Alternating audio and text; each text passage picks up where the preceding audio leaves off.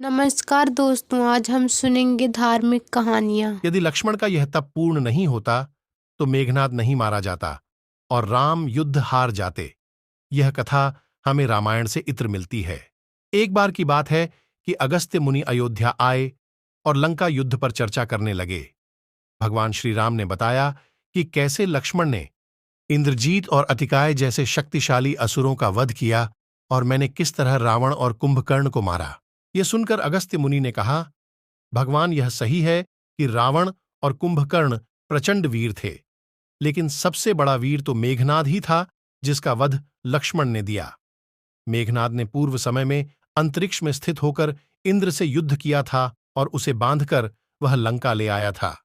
तब ब्रह्मा जी ने मेघनाद से दान के रूप में इंद्र को मांगकर उसे मुक्त कराया था। ऐसे महारथी का लक्ष्मण ने वध किया तो यह तो बड़ी बात है। यह सुनकर राम ने आश्चर्य से पूछा, कैसे इंद्रजीत का वध कुंभकर्ण और रावण से ज्यादा मुश्किल था।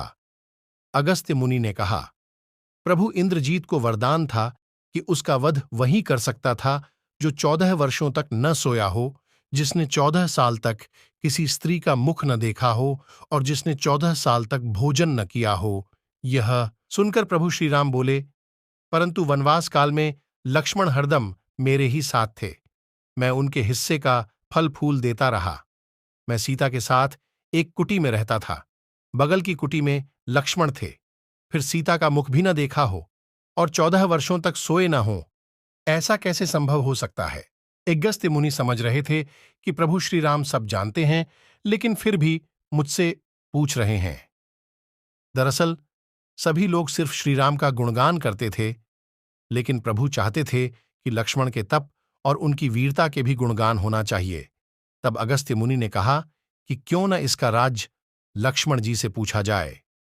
लक्ष्मण जी को बुलाया गया और जब वे प्रभु श्री राम के समक्ष आए तो प्रभु ने लक्ष्मण जी से कहा कि आपसे जो पूछा जाए उसे सच सच कहिएगा।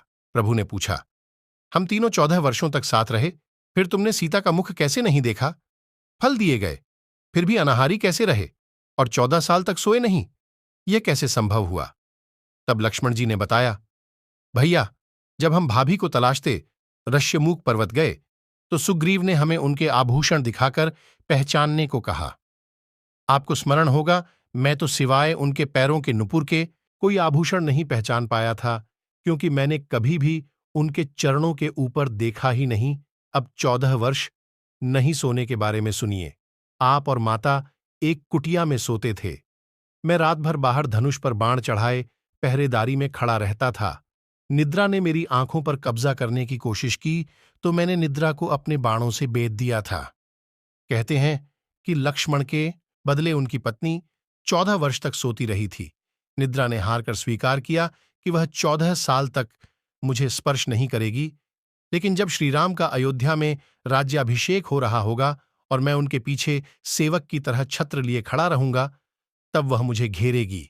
आपको याद होगा, राज्याभिषेक के समय मेरे हाथ से छत्र गिर गया था। अब सुनिए कि मैं 14 साल तक अनाहारी कैसे रहा। मैं जो फल फूल लाता था, आप उसके 3 भाग करते थे। एक भाग देकर आप मुझसे कहते थे, लक्ष्मण फल रख लो। आपने कभी फल खाने को नहीं कहा, फिर बिना आपकी आज्ञा के मैं उसे खाता कैसे? मैंने उन्हें संभाल कर रख दिया।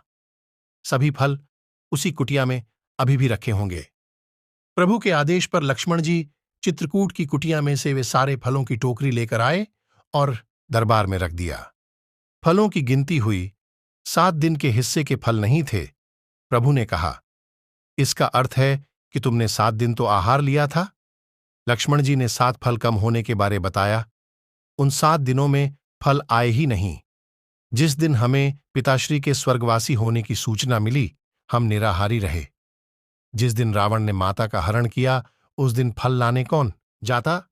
जिस दिन समुद्र की साधना कर आप उससे राह मांग रहे थे, जिस दिन आप इंद्रजीत के नागपाश में बंधकर दिन भर अचेत रहे, जिस दिन इंद्रजीत ने मायावी सीता को काटा था और हम शोक में रहे, जिस दिन रावण ने मुझे शक्ति मारी और अंत में जिस दिन आपने रावण वध किया, उक्त सभी दिन फल आए ही नहीं। फिर लक्ष्मण ने कहा कि विश्वामित्र मुनि से मैंने एक अतिरिक्त विद्या का ज्ञान लिया था। बिना आहार किए जीने की विद्या।